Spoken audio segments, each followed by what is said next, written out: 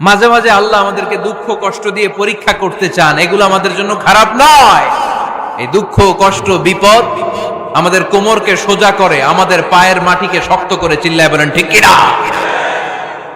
প্রতিকূল পরিবেশে কিভাবে বাঁচতে হয় এই দুঃখ কষ্ট আমাদেরকে শিখায়। এজন্য মুমিন বান্দার বৈশিষ্ট্য হচ্ছে দুঃখ কষ্ট বেদনা জ্বালা এগুলোতে সে আপসেট হয় না, সে হাল ছেড়ে দেয় না, সে ভরসা রাখে একজনের উপর। চিল্লায় বলতে হবে তিনি কে? কারণ মুমিন জানে রাত্রি যত গভীর হয় অন্ধকার তমানিসা ভেদ করে সুবহে সাদিক হয়। মুমিন জানে গর্ভবতী নারীর পেটের ব্যথা যেই দিন বাড়তে থাকে ওই দিনই নতুন মেহমান আগমনের সময় ঘনাতে থাকে। মুমিন জানে তার জীবনে দুঃখ কষ্ট বিপদ যত বাড়তে থাকে সুখের দিন কাছে আসতে থাকে। এজন্য মুমিনের হারাবার কিছু নেই। ইন্না মাআল উসরি ইউসরা, ইন্না মাআল উসরি ইউসরা। নবী হে, কষ্টের পরেই আছে আনন্দ, দুঃখের পরেই আছে সুখ। আপনি সমস্যায় পড়েছেন, ওই সমস্যার সমাধানও আছে না নাই? এই পৃথিবীতে এমন কোন সমস্যা আছে যেটা সমাধান নাই? কথা বলেন। সমস্যা তৈরি করেছে কে? আবার সমাধানও দিয়েছে কে? Allah doesn't create a lock without its key. Allah কখনো চাবি না বানাইয়া ওইটার তালা বানায় নাই। কথা কন। তালাও যেহেতু আছে ওই তালার চাবিও বানিয়েছে কে?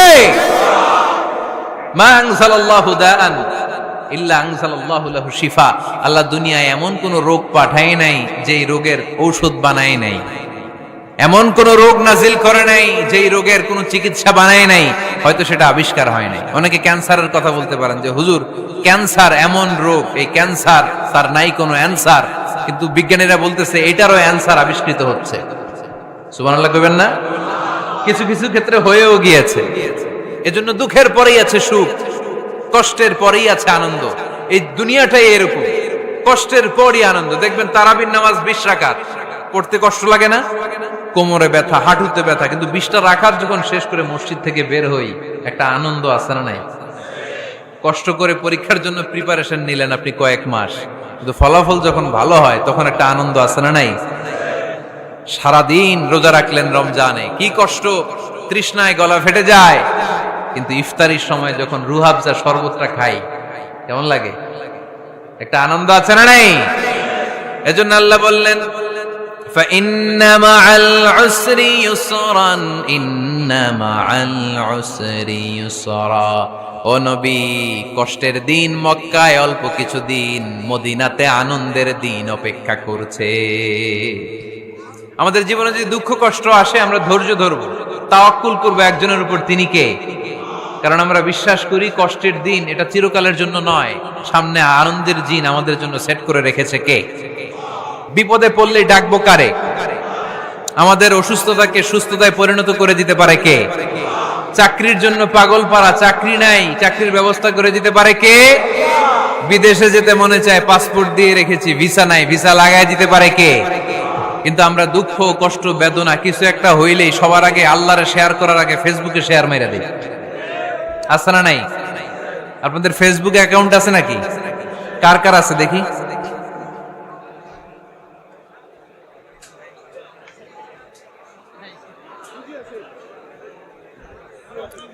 আছে আছে। এটার জন্য আমরা ভালো কাজে লাগাই, ঠিক কিনা? আপনি চাইলেই এমন ভাবে ফেসবুক ফ্রেন্ড লিস্ট করতে পারেন যারা ভালো ভালো জিনিস শেয়ার করে, যারা মোটিভেশনাল জিনিস শেয়ার করে, ইসলামের পক্ষে কথা বলে। আপনার এক একটা শেয়ারে অনেকের জীবন বেঁচে যেতে পারে, ঠিক কিনা? একজন মুমূর্ষ রোগীকে বাঁচাতে রক্তের প্রয়োজন, রক্তের গ্রুপ এ পজিটিভ। যারা রক্ত দান করতে আগ্রহী তারা এই নাম্বারে যোগাযোগ করুন। ফেসবুকে মাঝে মাঝে এরকম নিউজ আসে না নাই? আপনি just you put down in share, শেয়ারের মধ্যে একটা পুট করে দিলেন, একটু শেয়ার মেরে দিলেন, ছড়িয়ে পড়লো হাজার হাজার ফেসবুক ফ্রেন্ডদের কাছে। তাদের অনেকে ব্লাড দিতে আগ্রহী, সে তাড়াতাড়ি যে সেখানে ব্লাড ডোনেট করে আসলো। আপনার একটা শেয়ারের কারণে বেঁচে গেল অনেকগুলো প্রাণ। চিল্লা এখন ঠিক কিনা? রক্তদানের মতো শ্রেষ্ঠ ইবাদত হতে পারে? আমরা মনে করি শুধু জিকিরি ইবাদত, আমরা মনে করি শুধু নামাজি ইবাদত।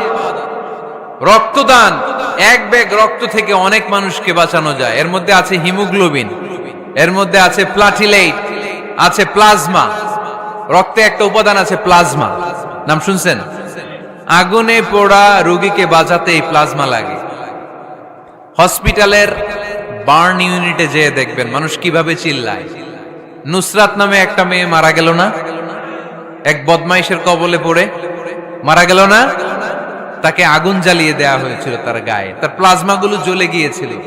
আগুনে পোড়া রোগীর যে কি কষ্ট, একটু দেখার জন্য হসপিটালের বার্ন ইউনিটে যাবেন, দেখবেন যে কি কষ্টে আছে তারা। এই প্লাজমা গুলোকে অনেক সেন্টিগ্রেড তাপমাত্রা নামিয়ে ঠান্ডা করে দেহে পুশ করা হয়।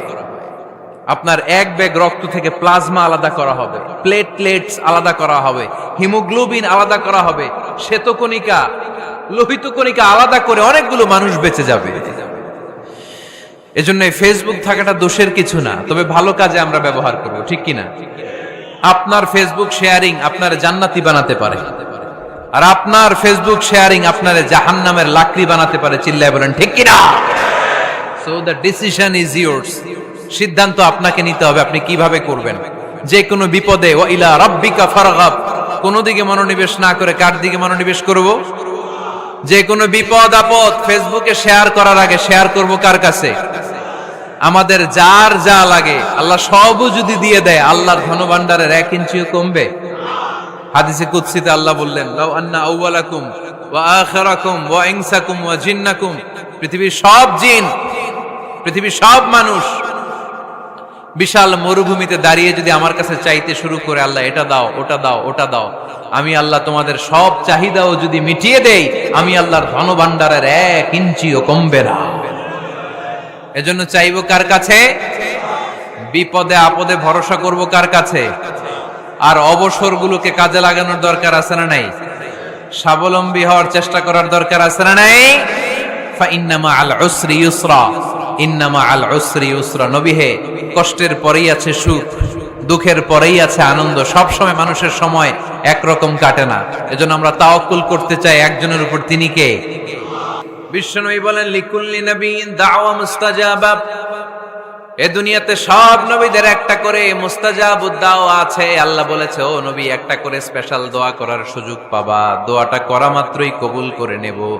বিশ্বনবী বললেন, এই পৃথিবীর বুকে যত নবী রাসূল দুনিয়ায় এসেছে, সব নবীরা তাদের স্পেশাল দোয়া দুনিয়ায় করে ফেলেছে, ইল্লা আনা, কিন্তু আমি করি নাই। বিশ্বনবী বললেন, ওয়া ইন্নী আখতাবিউ দাওয়াতি শাফাআতান লিউম্মতি ইয়াউমাল কিয়ামাহ। আমি আমার স্পেশাল দোয়াটা করি নাই, আমার স্পেশাল দোয়াটা আমি আমার গুনাহগার উম্মতকে বাঁচানোর জন্য কিয়ামত পর্যন্ত রেখে দিয়েছি। আমরা যেদিন বিপদে পড়ে যাব, যেদিন আমার আব্বা আমারে চিনবে না, আমি আমার আব্বারে চিনব না, নেতা তার কর্মীরে চিনবে না, কর্মী নেতারে চিনবে না, ঠিক কিনা?